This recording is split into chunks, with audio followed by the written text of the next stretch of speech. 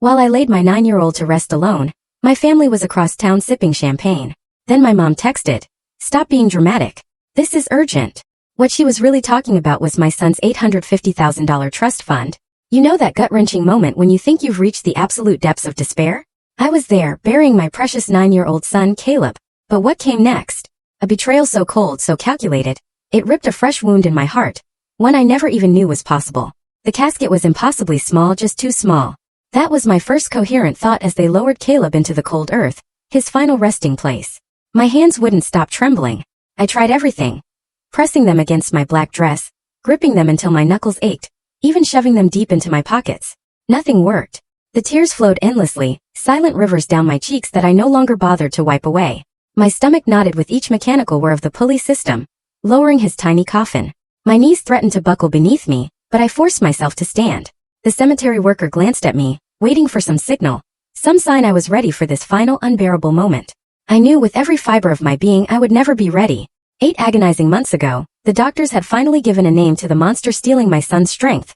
A rare blood disorder. They said it so clinically, as if labeling it could make it less terrifying. Caleb, my brave, incredible boy, took the news better than I did. His small face was serious but so incredibly determined as the doctor explained the treatments. "Will it hurt?" he'd asked, his voice steady. "Sometimes," the doctor answered honestly, "but we'll do everything we can to help." He never complained, not once, through 8 months of needles, transfusions, medications with names I could barely pronounce.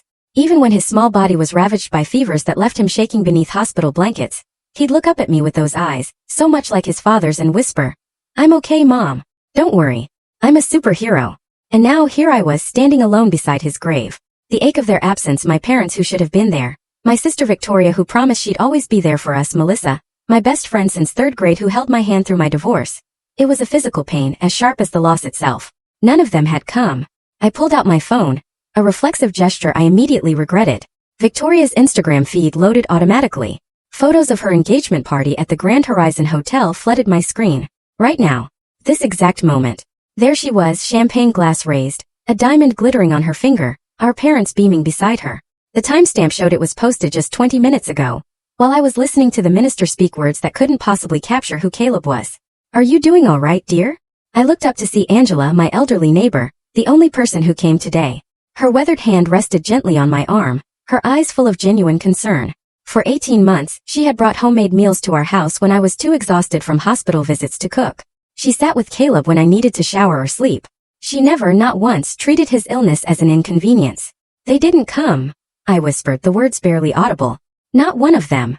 I couldn't stop remembering Caleb's laugh, the real one before the illness, when it would bubble up from somewhere deep and uncontrolled.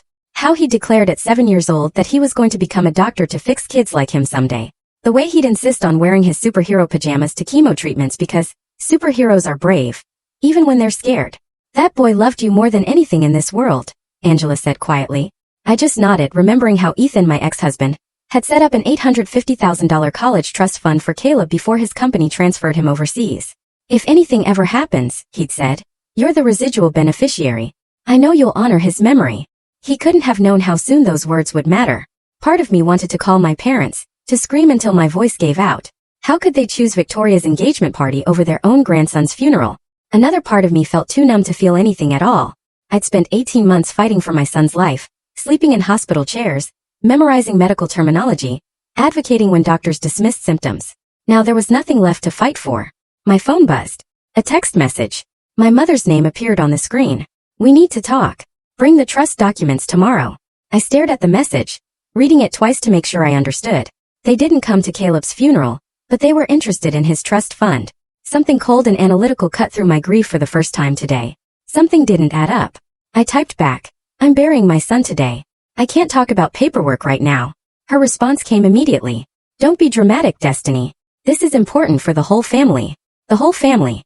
The same family that couldn't spare 2 hours to say goodbye to Caleb. The reality of what was happening began to crystallize. This wasn't just about money. It was about the last thing I had from my son, his legacy, the future he'd never have. I realized with sudden clarity that I was alone in this fight. My parents, Victoria, even Melissa. They were united, coordinating while I was vulnerable and isolated in my grief. What had they been planning for? How long? Angela noticed my distress. "What is it?" I showed her my mother's message, watching her face harden as she read it. "Oh dear," she said softly. They can't possibly think. I turned off my phone completely. Whatever they want, it can wait. This moment belongs to Caleb. My voice was suddenly firm. I won't let them take that from me too. Angela placed a gentle hand on my shoulder. You're not alone, dear. I'm here. The cemetery worker approached hesitantly. I'm sorry, but we need to finish the service. I looked at Caleb's casket, suspended above the open earth. Was I supposed to just walk away now? Leave him here alone? My body felt frozen, unable to take that first step away. Angela stepped forward. Give her a moment, please. She's saying goodbye to her boy. The worker nodded and stepped back, respecting the boundary Angela had created. I reached into my pocket and pulled out Caleb's favorite action figure, the one he insisted on keeping with him through every hospital stay. I knelt beside the grave and placed it gently on top of his casket. I'll protect what's yours. I promise, I whispered. As I stood, something shifted inside me. Through the fog of grief, a small spark ignited. I didn't know what tomorrow would bring, but I knew one thing with absolute certainty. They would not take my son's legacy without a fight. The morning after the funeral dawned gray and drizzly, matching my mood as I drove to my parents' colonial-style home in Oakwood Heights. I gripped the steering wheel too tightly, my knuckles whitening with each mile closer. My throat constricted at the thought of seeing them after yesterday, after they chose Victoria's engagement party over their own grandson's funeral. I parked behind a familiar silver BMW, Melissa's car. Of course she was here too. The front door opened before I reached it. My father stood in the entryway, his face a practiced mask of paternal concern that didn't quite reach his eyes. Destiny, come in. We've been waiting. The living room felt less like a home and more like a corporate boardroom. Victoria sat primly on the cream sofa, legs crossed at the ankle, her blonde hair swept into a perfect shiny bob. Melissa perched beside her, studying her manicure with sudden intense fascination. When I entered, my mother stood by the mantel, one hand resting on a framed family photo where we were all smiling. A performance for the camera. No one mentioned Caleb. No one said they were sorry. My father didn't waste time. He walked to the mahogany coffee table where a folder lay open, papers arranged in neat stacks. We need to reallocate the trust with Victoria as trustee, he announced, sliding a document toward me. Sign here and here. I didn't reach for the pen. What are you talking about? Victoria uncrossed her legs and leaned forward, her tone saccharine. Destiny, you're in no condition to manage this kind of money. We're trying to help. My mother stepped closer, her voice honeyed with false sympathy. You've always been impulsive with finances. Remember that boutique you wanted to open after college? Thank goodness your father talked you out of it. I glanced at Melissa, hoping for some flicker of the friendship we once shared. She met my eyes briefly before looking away, her silence confirming her allegiance. We've already spoken with Ethan's lawyer, my father said, tapping the papers. Given your mental state, he agrees this is the prudent course. The words hit me like physical blows. I picked up one of the documents, recognizing legal language about mental competency evaluations. Another page caught my eye. Research on trust law dated 14 months ago, when Caleb was first hospitalized. You've been planning this since Caleb got sick, I whispered, the realization burning through me. While I was sitting beside his hospital bed, you were researching how to take his money if he died. Victoria sighed dramatically. You're exaggerating again. That's exactly why we're concerned. My father pulled out another document, sliding it across the table. If you refuse to sign, we're prepared to petition for guardianship. The court will understand that grief has compromised your judgment. The full scope of their betrayal crystallized. They had dismissed Caleb's illness for 8 months, calling me overprotective when I insisted something was seriously wrong. Now I understood why. They were positioning themselves all along, waiting for the worst to happen. My world shifted, reality reconstructing itself around this terrible truth. Memory after memory realigned in this new horrifying light. My mother 10 months ago. It's probably just anemia, Destiny. You always make mountains out of molehills. My father, when Caleb needed specialized treatment. These doctors are taking advantage of your anxiety. He just needs vitamins. Victoria, declining to visit him in the hospital. Hospitals are depressing. Besides, he's just going to get better anyway. I saw a blueprint peeking out from beneath the trust documents. I pulled it. Free renovation plans for Victoria's new house. A $200,000 kitchen remodel. A home theater. A pool with a waterfall. You never even visited him in the hospital, I said, my voice steadying with the clarity of pure anger. Not once in 8 months. Victoria tossed her head, impatient. We all grieve differently, Destiny. Some of us just handle it better. The casual cruelty of her words stunned me. For the first time I saw my family clearly. Not as the loving support system I desperately tried to believe in, but as people who viewed Caleb and me as props in their perfect family image, useful only when convenient. Why now? I asked. Why the sudden urgency? Victoria exchanged glances with my parents. Something passed between them, a silent communication that excluded me, as it always had. Fine, you deserve to know, Victoria said finally. Robert's development company is facing some cash flow issues. The wedding might need to be postponed unless we secure additional funding. My mother fidgeted with her pearl necklace. And there's the vacation property in Hilton Head. The market turned and we're a bit extended. We're not villains, Destiny, my father said, his tone softening to the one he used when closing business deals. We're family facing difficult circumstances. Melissa finally spoke, her voice small. My divorce will be final next month. Victoria promised me a position at Robert's company. I need this, Destiny. I have the twins to think about. I saw them now. Not cartoon villains but frightened people willing to sacrifice me to maintain their lifestyles, their status, their comfort. If you don't sign, we'll have to take more drastic measures, my father warned, his kindly mask slipping. My mother reached for my hand. After everything we've done for you and Caleb all these years. I almost laughed. What exactly had they done? Sent birthday cards with $20 bills? Called once a month to ask superficial questions about our lives? Don't make this harder than it needs to be, my father said, his voice hardening. You're not thinking clearly. Victoria checked her watch. We need this resolved within 60 days before Robert's next project financing deadline. The desperation in their eyes told me everything. They needed Caleb's money, my money now, to solve their problems. I stood, gathered the documents, and placed them back in the folder. I need time to think, I said, heading for the door. Destiny. My father's voice carried the sharp edge I remembered from childhood arguments. Don't walk away from this table. I closed the front door behind me with quiet finality. In my car, I pressed my forehead against the steering wheel, overwhelmed by what had just happened. My phone buzzed with a text from Angela. How did it go? I'm here if you need to talk. Before I could respond, another call came through. Ethan's parents. I answered with shaking hands. Destiny. Martha's voice was warm with genuine concern. We just heard about the funeral. We're so sorry we couldn't be there. We were in Europe and just got the news. We loved that boy so much, George added, his voice breaking. Their grief sounded real, their concern authentic. Unlike the calculated performance I just witnessed from my family. As I hung up, I remembered something Ethan mentioned when setting up Caleb's trust. If you ever have questions, contact Richard Donovan. He's the best trust attorney in the state. For the first time today, I felt a flicker of hope. I wasn't alone in this fight. Angela, who saw how I cared for Caleb every day. Ethan's parents, who loved him without condition.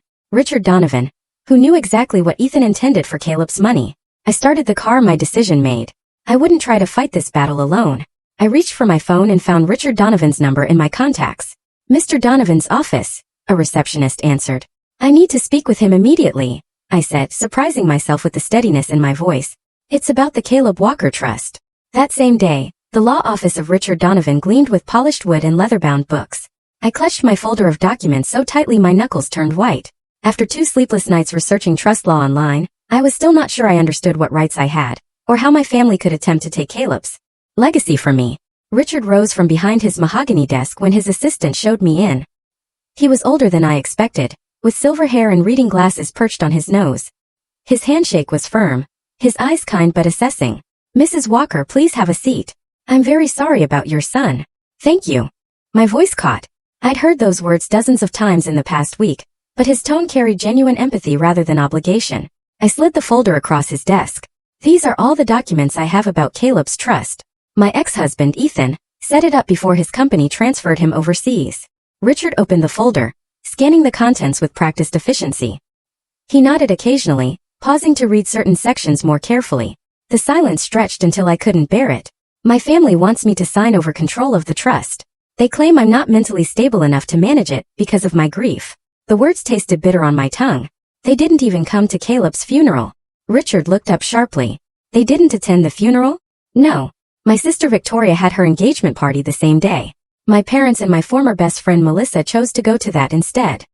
He removed his glasses, pinching the bridge of his nose. I remember when Ethan set up this trust. He was very specific about his intentions. Richard opened his desk drawer and pulled out a manila folder with Ethan's name on the tab. My breath caught. I wasn't expecting him to have separate records. Ethan was exceptionally thorough, Richard explained, extracting a notarized document. This is his statement of intent for the trust. He handed me the paper and I read Ethan's familiar handwriting. This trust is to secure Caleb's future, and if the worst happens, to provide for Destiny, who sacrificed everything for his care. Tears blurred my vision. Even from across the ocean, Ethan had prepared for this possibility. Had seen what I couldn't bear to acknowledge. There's more, Richard said, turning his computer monitor so I could see it. These are phone records from our office over the past year. The spreadsheet showed multiple calls from numbers I recognized immediately. My parents' landline and Victoria's cell phone. They contacted you about Caleb's trust? My voice sharpened. Not you specifically. They called asking about trust provisions and beneficiary laws. My assistant flagged it because she recognized the names from Ethan's file. They never actually spoke to an attorney here.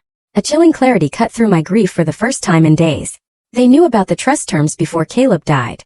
That's why they'd been planning this. It appears so, Richard said, his expression hardening.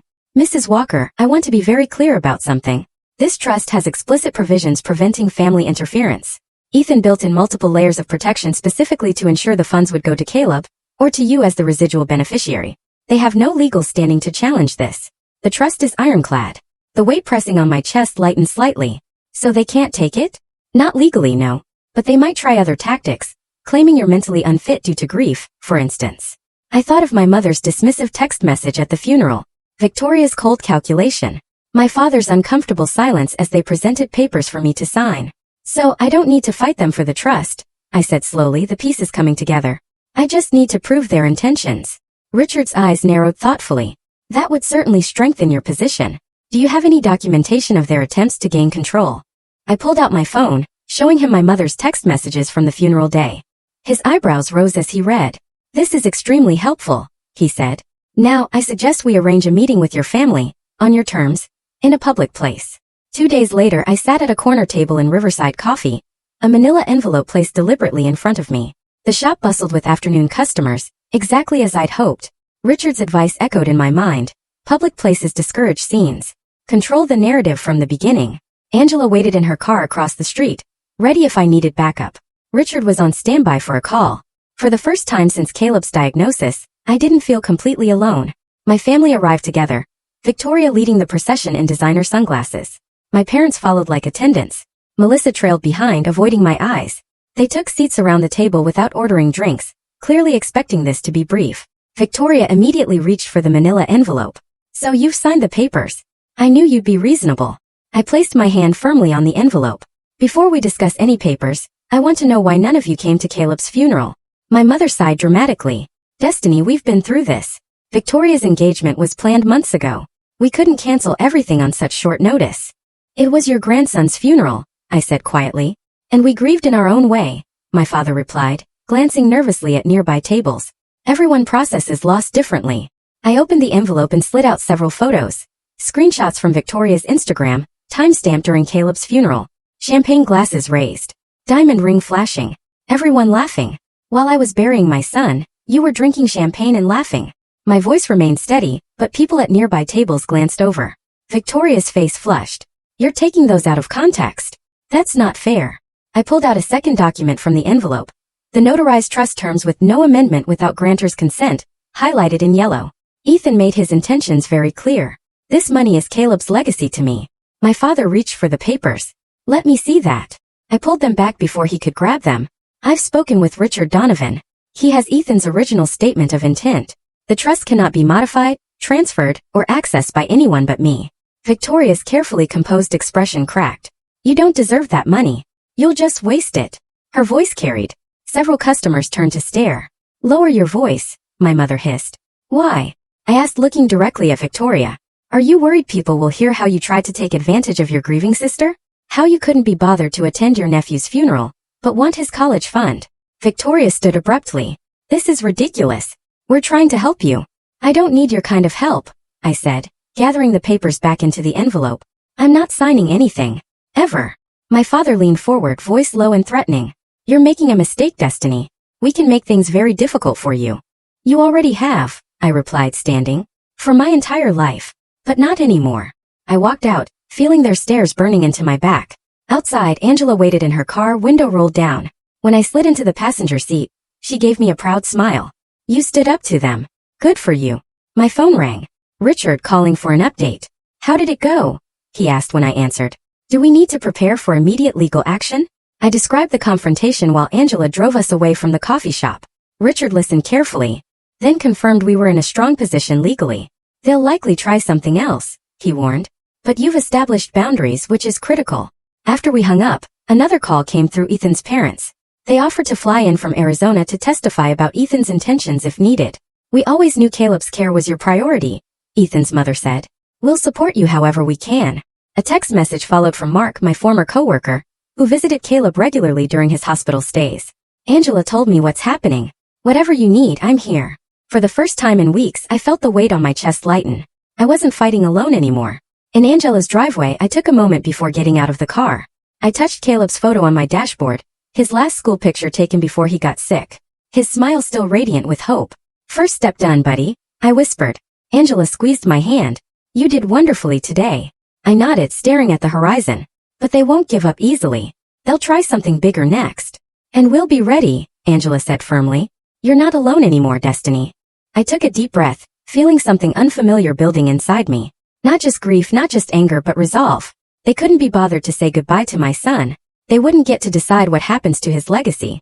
3 days after the coffee shop confrontation, I spread documents across Richard Donovan's mahogany desk. My hands were steady as I arranged them into neat piles. Grief still pulsed beneath my skin, but something else had emerged alongside it. A cold, clear objectivity that surprised me with its intensity. They'll file for guardianship, Richard said, tapping a finger against a legal brief. His office smelled of leather and old books, the kind of place where battles are planned rather than fought. They'll try to prove you're mentally unfit due to grief.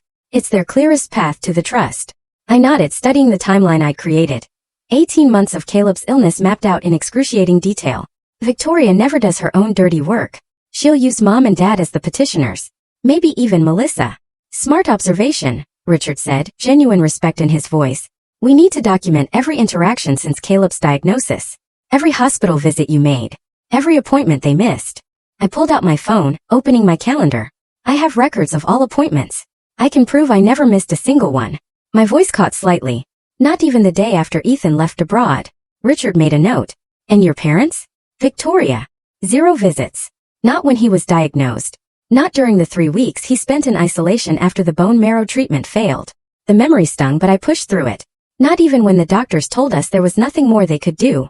Document it all, Richard said. We don't move yet. We prepare. We gather evidence. We anticipate their attack. When they come. And they will, we'll be ready. I ran my finger along a hospital bill, remembering how I'd learned to decipher medical codes and challenge insurance denials. How I became Caleb's advocate when no one else would. 8 months of treatments and not one visit from them. Not one. Richard leaned forward. Destiny, I need you to understand something. This isn't just about proving you're mentally competent. It's about proving they never cared about Caleb, only his money. The words hurt, but the truth in them steadied me. Then that's exactly what we'll prove. Over the next hour we sorted through financial statements, showing my meticulous handling of Caleb's medical expenses. Richard brought in a notary to witness my signing of affidavits. The preparation felt like building armor. Each document another plate of protection around Caleb's legacy. They'll claim your grief makes you unstable, Richard warned. We need to counter that narrative before they can establish it. Angela has kept a journal, I said, surprising myself with this knowledge. She documented every time she helped with Caleb during his illness. She told me yesterday. Richard nodded approvingly. Perfect. A neutral third party's observations will carry significant weight. I pulled out my notebook. I've also contacted Caleb's primary oncologist and his school teacher. Both are willing to provide character statements. Excellent, Richard said.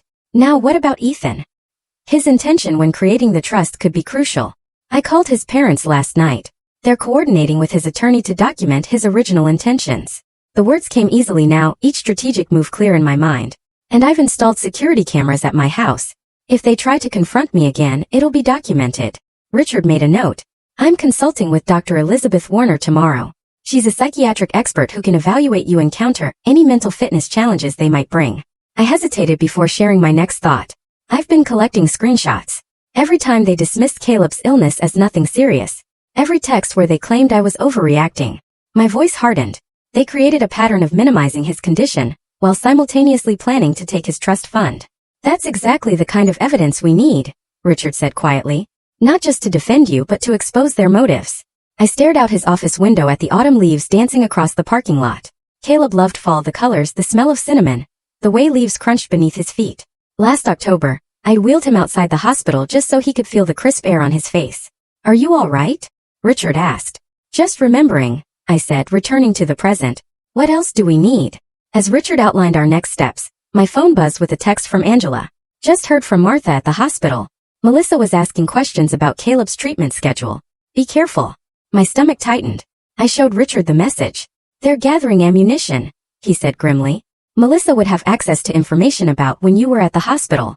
Your emotional state during treatment. She signed something, hasn't she? The realization hit me like a physical blow. An affidavit claiming I was unstable during Caleb's illness. Richard's silence confirmed my suspicion. She was my friend since 3rd grade. I whispered, the betrayal cutting deeper than I expected. She held my hand through my divorce. Victoria is recruiting anyone with inside knowledge of your life, Richard said gently. It raises the threat level considerably. I remembered now Melissa's increasingly infrequent visits as Caleb's condition worsened. Her uncomfortable expression when I broke down after a particularly devastating prognosis.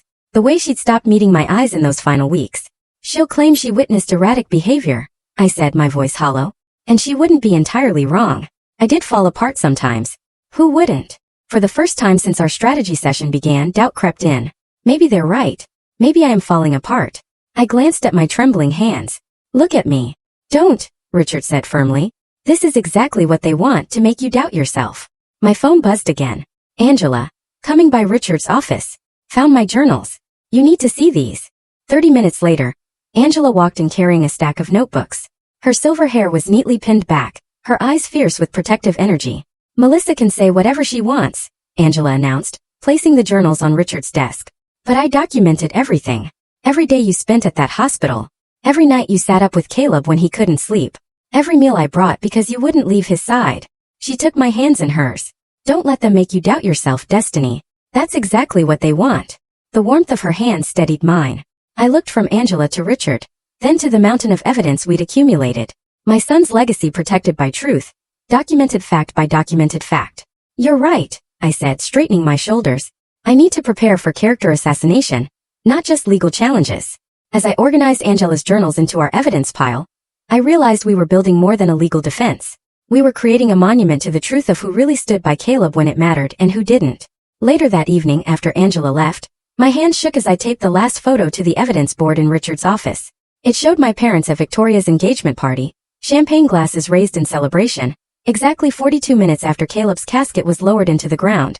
That's the final piece, Richard said, stepping back to survey our work. The conference room wall had transformed into a comprehensive timeline of betrayal. Medical records showing every appointment I attended. Financial statements proving responsible management of Caleb's medical expenses. Witness statements from hospital staff, neighbors, and Caleb's teachers. A documented 18-month absence of my family during Caleb's illness. Will it be enough? I asked, straightening a document that detailed Victoria's unauthorized access to Caleb's medical files. Richard adjusted his glasses, his expression serious but confident. They'll file for emergency guardianship, claiming you're mentally unfit, but we've anticipated every argument they could make. He tapped the notarized statement from Ethan's parents.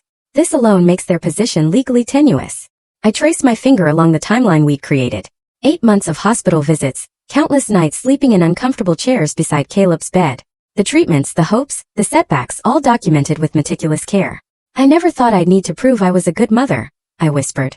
You shouldn't have to, Richard said, placing a supportive hand on my shoulder. But people who want what isn't theirs will create whatever narrative serves them. As if on cue, my phone buzzed with a text from Angela. I read it aloud. 23 neighbors signed the character petition. A small victory, but each one strengthened our position. I'd spent the past week gathering an arsenal of truth against my family's inevitable attack. Security cameras now monitored my home, recording any uninvited visits. I documented every text, every voicemail, every social media post where Victoria subtly questioned my mental state. They're painting me as unstable, I said, staring at Victoria's recent Facebook post asking for prayers for family members struggling with mental health issues after loss. The comment section overflowed with sympathetic responses, none mentioning that she didn't attend her nephew's funeral. Richard nodded grimly. Classic strategy. They can't win on legal grounds, so they're trying to win in the court of public opinion first. The phone on his desk rang. Richard answered, his expression darkening as he listened. I see. Thank you for letting us know. He hung up and turned to me. That was my contact at Memorial Hospital. Someone requested Caleb's complete medical records yesterday. My stomach dropped. Who? Victoria used an old emergency contact form to gain access. The room seemed to tilt slightly. They'll twist everything, I said, my voice rising. They'll find the one time I questioned a medication dosage or got emotional with a nurse, and use it to make me look incompetent. They're getting desperate, Richard said. This confidentiality breach shows how far they're willing to go. I gripped the edge of the table to steady myself. What else are they doing that we don't know about? Richard opened his laptop. Let's find out. He typed quickly, then turned the screen toward me. They've been calling your former colleagues at the marketing firm. A LinkedIn message from my old supervisor appeared. Destiny, your sister called asking about your emotional stability during your employment. What's going on? Call me. They're building a case against me on every front, I said, the anger finally breaking through my grief. They're trying to erase everything I did for Caleb. Richard closed the laptop. We need to add a defamation counterclaim to our strategy. This goes beyond the trust. Now they're attacking your reputation. I thought of Caleb's brave face during treatments. How he never complained even on his worst days. If my 9-year-old could face down death with courage, I could face down my family with the same resolve. Let them try, I said, my voice steadier than it's been in weeks. We have something they don't. What's that? Richard asked. The truth, I answered, turning back to our evidence board. Every moment I spent with Caleb, every decision I made for him, every sacrifice. It's all here. They can't erase that. Richard nodded approvingly. I'll update our legal response package to include their recent actions. By night, we'd refined our strategy, accounting for Victoria's escalating tactics. Richard confirmed, our legal response is complete. Character witnesses prepared. Evidence organized, counterclaims ready. Angela called as I was driving home. The security system is working perfectly, she told me. I tested it once again while you were gone. Thank you, I said, feeling a rush of gratitude for this woman who's become more family to me than my actual relatives. Ethan's parents arrive tomorrow. They're bringing documentation about the trust's original purpose. You've done everything possible to protect Caleb's legacy, Angela said firmly. Now we wait for them to make their move. As I pulled into my driveway, I realized something had shifted inside me. The paralyzing grief hadn't disappeared, but it had been joined by something else. A fierce protective anger that burned away the fog of despair. I wasn't afraid anymore. I was angry and I was ready. The next morning the sheriff's knock hit like a hammer. When I opened the door, his face was professionally blank as he extended a thick manila envelope. Destiny Walker, you've been served. My fingers trembled as I took it. The weight felt wrong, too heavy for mere paper, too light for the destruction it contained. The sheriff tipped his hat and left while I stood frozen in my doorway, the envelope burning against my skin. Inside, I spread the documents across my kitchen table and scanned the heading. Emergency petition for guardianship. My stomach lurching. They weren't just coming for Caleb's money anymore. They wanted control of me. The phone rang. Richard, they filed, I said, my voice hollow. I know. Just got the notification. How are you holding up? I stared at the affidavit attached to the petition. Melissa's signature jumped out, first 3 pages detailing every moment of weakness she witnessed during Caleb's illness. The times I forgot to eat. The night I sobbed uncontrollably in the hospital hallway. The morning I couldn't remember if I'd taken my own medication. They've twisted everything, I whispered. They quoted his medical records. Things I told the doctors in confidence. Victoria shouldn't have had access to those files, Richard said, his voice hardening. That's our countermove. The hospital ethics committee is already investigating. I flipped to the next page. Financial statements showing my depleted savings account. 18 months without steady income while caring for Caleb had drained everything. They'd highlighted every overdraft fee, every late payment, presenting it as evidence of financial irresponsibility, rather than the reality of a mother spending everything to save her son.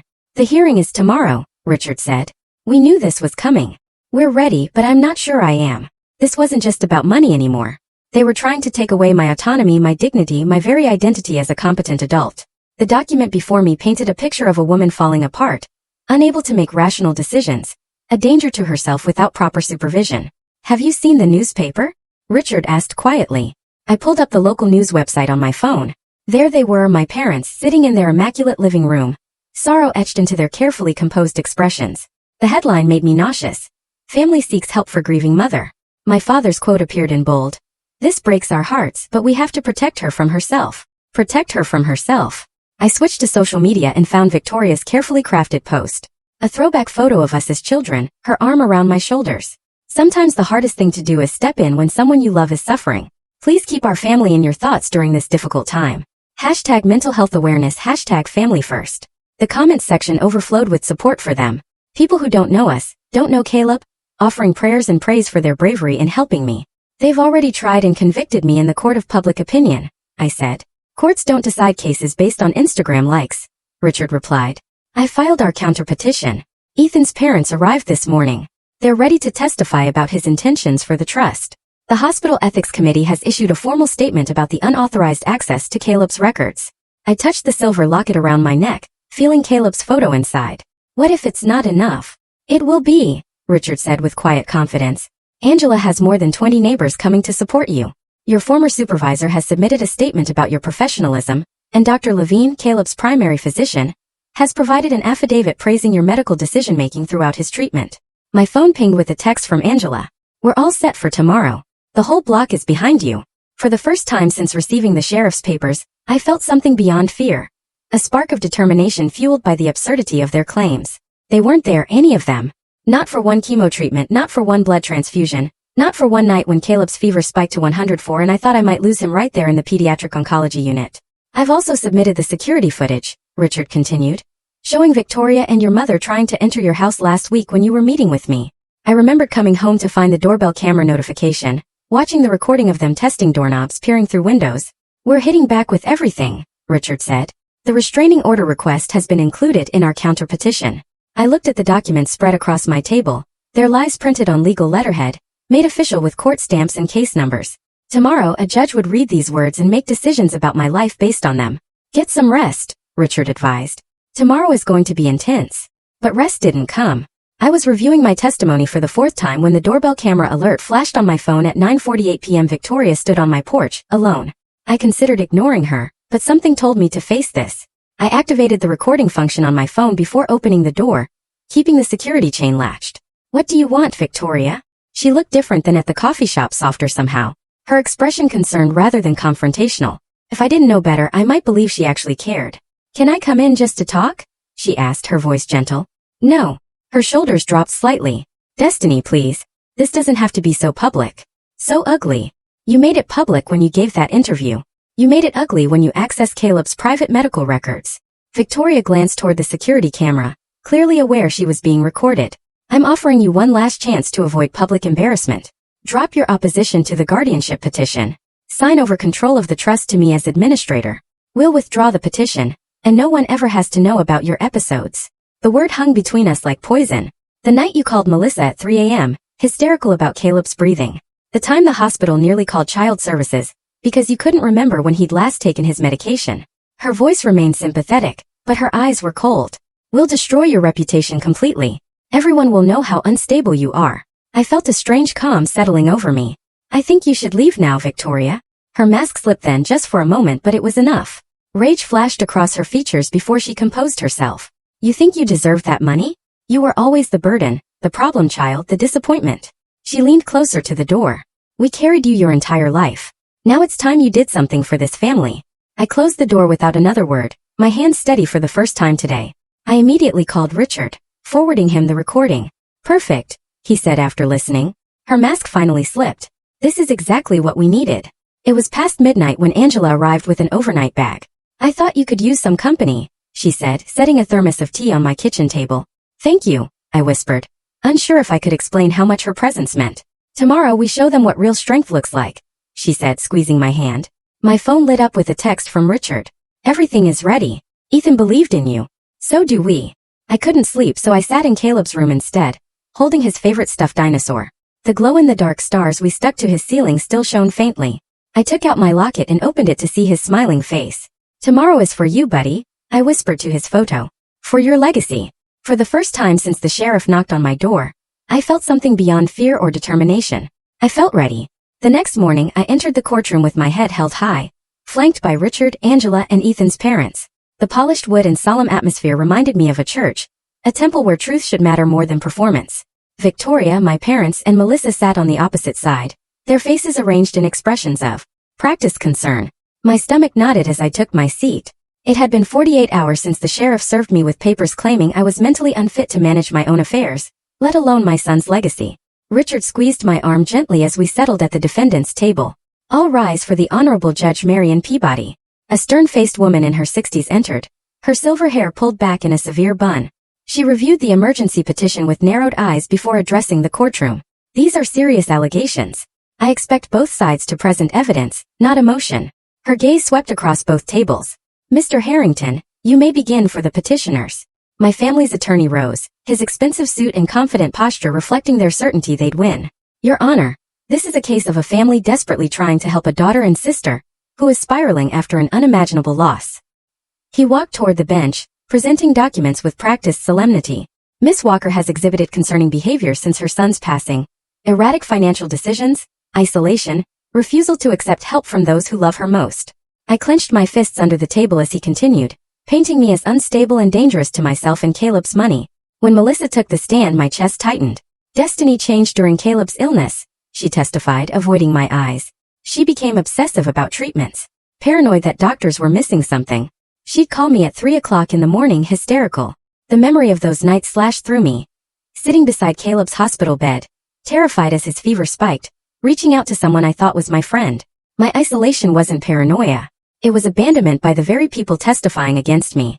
My mother took the stand next, dabbing at tears that appeared on command. We are heartbroken watching her self-destruct. This isn't about money. It's about protecting our daughter when she can't protect herself. The judge's expression softened at my mother's performance. A cold wave of fear washed over me. She was buying their act. Then Richard stood and everything shifted. Your Honor, what we're witnessing today is not concern but calculation. His voice filled the courtroom with quiet authority. Miss Walker hasn't self-destructed. She's been systematically targeted by family members who abandoned her during her son's illness, but suddenly appeared when they learned of his trust fund. He began methodically dismantling their case, presenting complete hospital records that chronicled every appointment I attended, every treatment decision I researched and approved, every night I slept in a hospital chair. Now, I'd like to call Miss Catherine Winters, Hospital Records Administrator. A middle-aged woman with kind eyes took the stand and confirmed what Richard suspected. Our system shows Miss Victoria Walker accessed Caleb's complete medical records 2 weeks ago, using an outdated emergency contact form. This constitutes a serious privacy violation. Victoria shifted uncomfortably in her seat as whispers rippled through the courtroom. Angela testified next, her steady voice carrying decades of wisdom. I watched Destiny care for that boy every single day.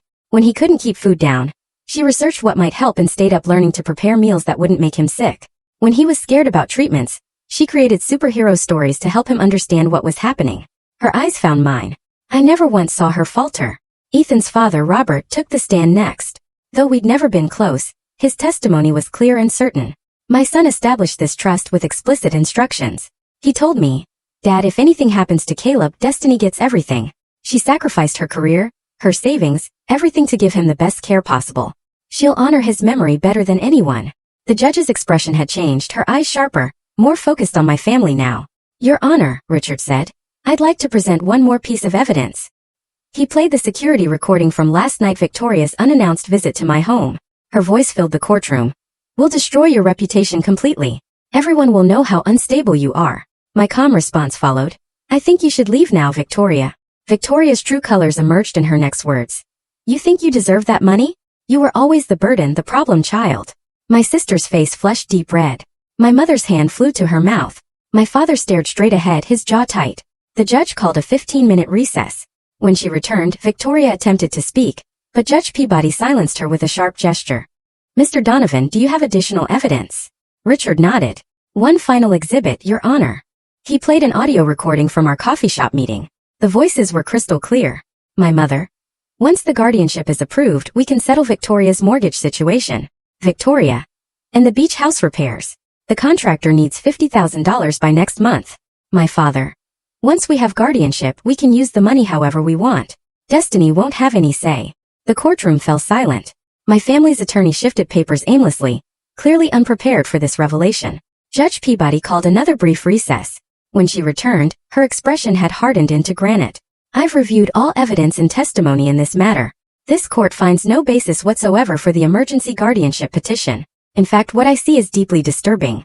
A coordinated attempt to exploit a grieving mother for financial gain.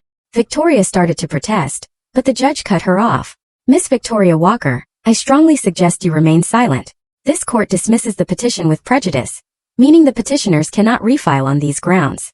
Furthermore, I am ordering an investigation into possible perjury by Melissa Bennett and Charles and Elaine Walker, whose testimonies directly contradict documented evidence. The judge continued, each word hitting like a hammer blow. I am granting an immediate restraining order prohibiting all petitioners from contacting Destiny Walker. The trust will be unfrozen immediately and secured against further challenges. Victoria's composure finally cracked. Her face contorted as she tried to maintain dignity while her plans crumbled. My mother began crying real tears this time. My father stared ahead, his expression frozen in disbelief.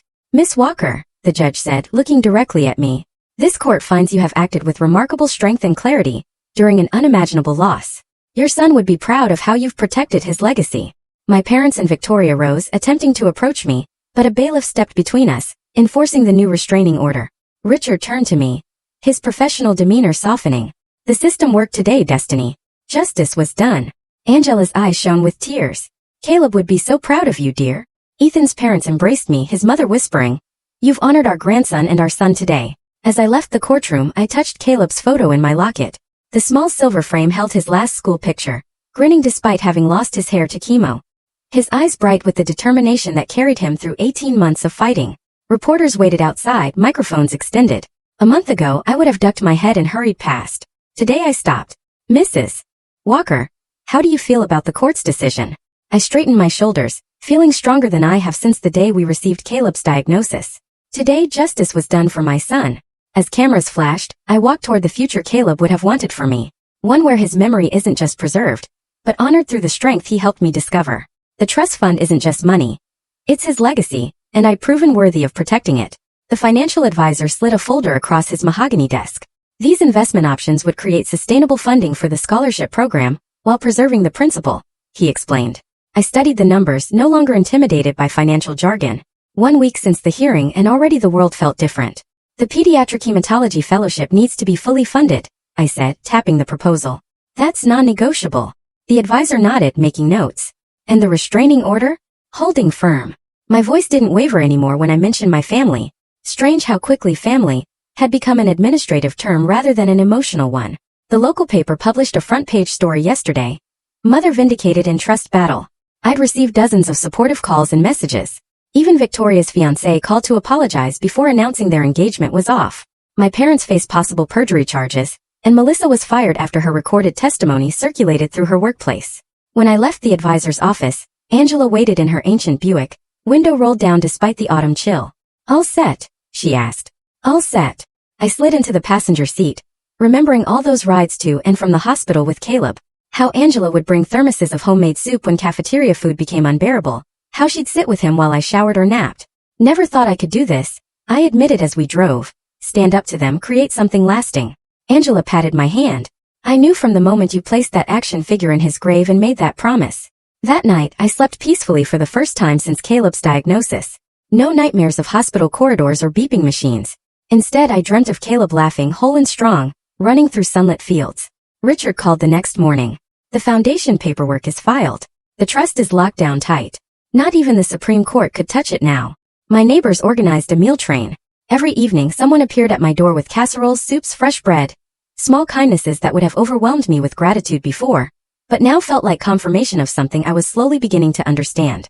Family isn't always blood. I pulled out a photo of Caleb. Not a hospital photo, but one from before. At the beach, his smile wide beneath a baseball cap. For the first time I could look at it without dissolving into tears. "I know what to do with your legacy now, buddy," I whispered. 6 months later, I stood in the pediatric blood disorder unit where Caleb spent so many hours. The walls were brighter now, painted with underwater scenes that Caleb would have loved. A plaque beside the nurse's station read, "Caleb Walker Memorial Wing." A young nurse approached, extending her hand. "I'm Jennifer Abrams, the first Caleb Walker scholar. I can't thank you enough for this opportunity to specialize in pediatric hematology." Caleb would have been thrilled, I said, and realized I was smiling as I spoke about him. Not the tight, painful smile of someone holding back tears, but a genuine expression of joy at his memory. He wanted to be a doctor himself someday. "The foundation is making such a difference," Jennifer said. 3 families have received emergency housing assistance already. Caleb's Legacy Foundation now supported families facing the same battles we fought, covering expenses, providing emergency housing near hospitals, funding specialized training for pediatric nurses. Each board meeting brought new possibilities for expanding our reach. Angela served as volunteer coordinator, organizing a network of people who provided meals, transportation, and childcare for families with hospitalized children. Richard handled all legal matters pro bono, ensuring the foundation's stability. "You've created something beautiful from something tragic," Ethan's mother told me during her monthly visit. She and her husband had become grandparent advocates, helping other grandparents navigate the medical system when their grandchildren fell ill. I found myself speaking at support groups, mentoring parents new to the terrifying world of childhood chronic illness. "The first step is believing you can do this," I tell them. "The second is knowing you don't have to do it alone." My voice no longer shook when I spoke in public. My hands no longer trembled when I signed documents. The woman who stood frozen at her son's grave had become someone else entirely. Someone stronger. Someone Caleb would be proud of. 1 year to the day after Caleb's funeral, I returned to the cemetery. The path felt different under my feet. No longer a march toward unbearable grief, but a purposeful visit to a place of connection. I placed fresh flowers by his headstone, tracing the letters of his name with my finger. The morning sun warmed the granite. "Excuse me," a voice called. A woman approached with a little girl around 7 holding her hand. "Are you Destiny Walker?" I nodded, standing to greet them. "I'm Sarah Mitchell. This is my daughter, Emma." The woman's eyes shone with unshed tears. "Emma was diagnosed with the same condition as your son last year. The specialist funded by your scholarship program found a treatment protocol that worked when nothing else would. Your son's legacy saved my daughter's life." Emma stepped forward, shy but determined. "Thank you for helping me get better." I knelt to her level, seeing in her face the future Caleb never had. "You're very welcome, Emma." Standing again, I shared Caleb's story, not with pain but with pride. "Fighting for his legacy transformed me," I explained. "I found strength I never knew I had." Sarah listened intently. "The foundation is expanding. Yes, we're funding research into rare blood disorders starting next quarter. Angela's joining the board officially, and Richard's structuring the research grants. Ethan's parents are heading up the grandparent advocacy program." When they left, I reached into my pocket and pulled out Caleb's favorite action figure, the same one I placed in his grave a year ago. The cemetery worker had retrieved it for me after the service, understanding my immediate regret at parting with it. I placed it gently against his headstone. "I kept my promise, Caleb. Your legacy is safe, and growing stronger every day." Standing in the same spot where I once felt utterly abandoned, I was surrounded by the presence of those who've become my true family. Not bound by blood but by something stronger: choice, loyalty, and love. "The family that matters isn't always the one you're born into," I said softly to Caleb. "It's the one that stands beside you when you need them most." As I walked back to my car, the morning sun warm on my face, I realized something profound. Sometimes the deepest betrayal leads to the most powerful transformation. I wasn't just surviving now. I was living the life that honors everything Caleb taught me about courage.